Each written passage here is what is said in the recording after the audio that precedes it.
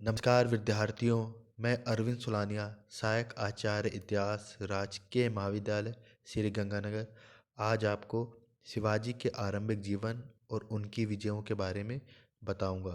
सर्वप्रथम हम बात करेंगे शिवाजी का आरंभिक जीवन।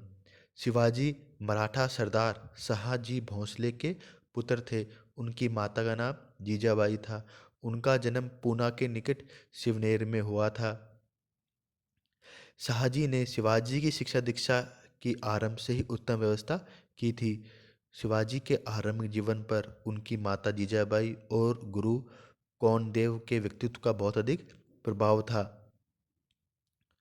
शिवाजी के गुरु कौंडदेव ने उनकी शिक्षा का भार अपने ऊपर लिया और पढ़ने लिखने के अतिरिक्त उन्हें घुड़सवारी, तीरंदाजी और युद्ध कौशल तथा रणनीति में निपुण बना दिया।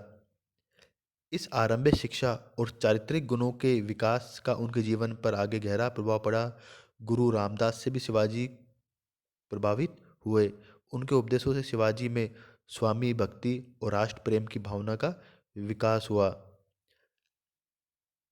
अल्प आयु में ही शिवाजी का विवाह साई बाई से कर दिया गया। शाहजी ने उन्हें पूना की जागीर का प्रबंध भी सौंपा और स्वयं बीजापुर राज्य में चले गए। शिवाजी ने अपनी जागीर का प्रबंध करना आरंभ कर दिया। उनके पिता ने उन्हें पूना से बीजापुर लाने की योजना बनाई। शिवाजी बीजापुर गए, परंतु अपने दबंग व्यवहार से उन्होंने सुल्तान को नाराज कर दिया। इसलिए शाहजी ने उन्हें वापस बीजापुर भेज दिया। अब हम बात करेंगे शिवाजी की आरंभिक सफलताएं।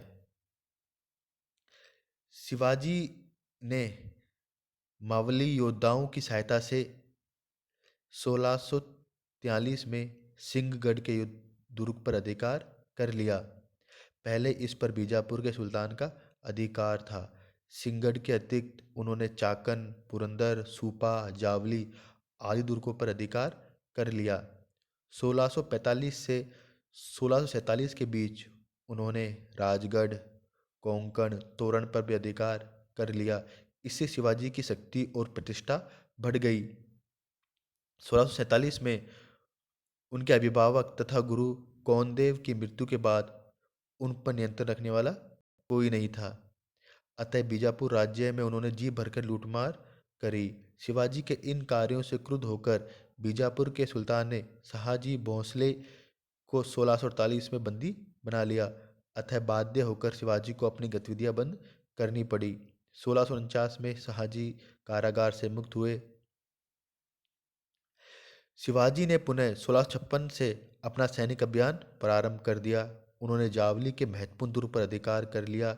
इससे मावल प्रदेश पर उनका अधिकार हो गया और सतारा तथा कोंकण तक मार्ग विस्तार के लिए खुल गया। राजगढ़ भी उन्होंने जीता और वहां शक्ति का केंद्र स्थापित किया।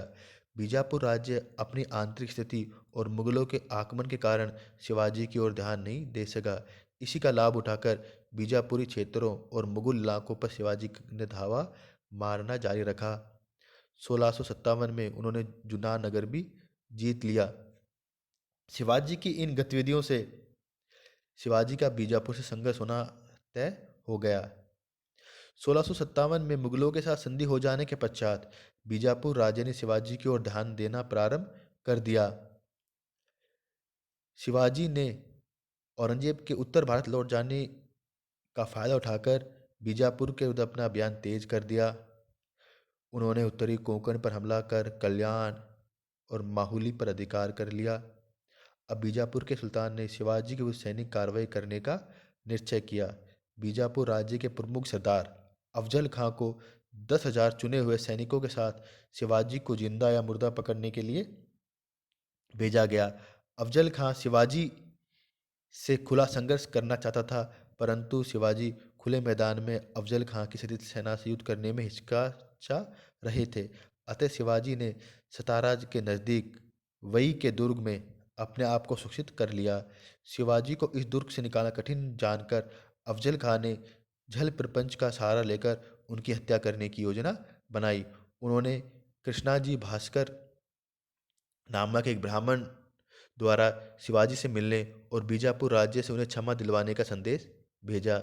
शिवाजी को अफजल गुरु के वास्तविक इरादों के विषय में संदेह हो गया। अतः वह पूरी सुरक्षा की व्यवस्था कर अफजल से मिलने प्रतापगढ़ के दुर्ग में पहुंचे।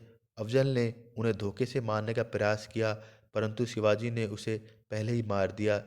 अफजल खां के मरते ही उसकी सेना में आतंक फैल गया। शिवाजी ने बीजापुरी सेना को नष्ट कर दिया और उनका सारा सामान और धन लूट लिया। अफजल खां की हत्या और बीजापुर सेना की पराजय से शिवाजी और मराठा सेना की हिम्मत पहले से अधिक बढ़ गई। शिवाजी ने शीघ्र ही पन्हाला के दुर्ग पर अधिकार कर लिया। बीजापुर राज्य ने अबिसिनियाई सरदार सिद्दी जोहर को शिवाजी का दमन करने के लिए भेजा। शिवाजी पन्हाला का दुर्ग छोड़कर विशालागढ़ चले गए। इसी बीच मुगलों के बढ़ते दबाव और शाहजी भोंसले के प्रयासों से शिवाजी और आदिल शाह ने आपस में समझौता कर लिया। अब शिवाजी ने मुगलों के संघर्ष करने की तैयारी कर ली। शिवाजी के स्वतंत्र राज्य की स्थापना में मुगल सबसे बड़ा रोड़ा थे। औरंगजेब भी दक्षिण के मराठों के बढ़ते प्रभाव से चिंतित हो शिवाजी की शक्ति को कुचलना चाहता था। औरंगजेब ने 1660 में दक्षिण के सूबेदार शाइस्त खां को शिवाजी को दमन करने के आदेश से भेजा। शिवाजी पर आक्रमण करने से पूर्व ही शाइस्त खां ने बीजापुर के सुल्तान को अपने पक्ष में ले लिया। शिवाजी पर आक्रमण कर उसने पूना पर अधिकार कर लिया। चाकन और कल्याण से भी शिवाजी को हाथ धोना पड़ा। इन पराजय से शिवाजी की शक्ति कमजोर हो गई। मराठा सेना का उत्साह बढ़ाने के लिए शिवाजी ने एक दुस्साहसिक कदम उठाया। 1663 में एक रात्रि में उन्होंने पूना में शाइस्त खां के शिविर पर आक्रमण कर दिया और शाइस्त खां को जख्मी कर दिया एवं उसके पुत्र और सेनानायक को मार दिया। इस पराजय से मुगलों की प्रतिष्ठा को गहरी ठेस पहुंची और शिवजी की प्रतिष्ठा अत्यंत बढ़ गई। शिवाजी ने 1664 में मुगलों के प्रसिद्ध बंदरगाह सूरतगढ़ को भी लूटा। शाइस्त खां के पराजय से क्रुद्ध होकर अब औरंगजेब ने दक्षिण से हटकर शाइस्त खां को बंगाल भेज दिया और शहजादा मुज्जम और आमेर के राजपूत राजा जयसिंह को शिवाजी के विरुद्ध भेजा। जयसिंह पूरी तैयारी के साथ दक्षिण भारत गया और उसने कूटनीतिक चाल चलकर शिवाजी के विरुद्ध मराठा सरदार और बीजापुर के सुल्तान को अपने पक्ष में कर लिया।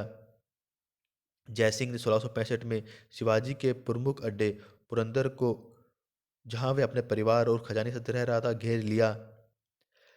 शिवाजी को कहीं से भी सहायता प्राप्त नहीं हुई। उन्होंने जून 1665 में जयसिंह से पुरंदर की संधि कर ली।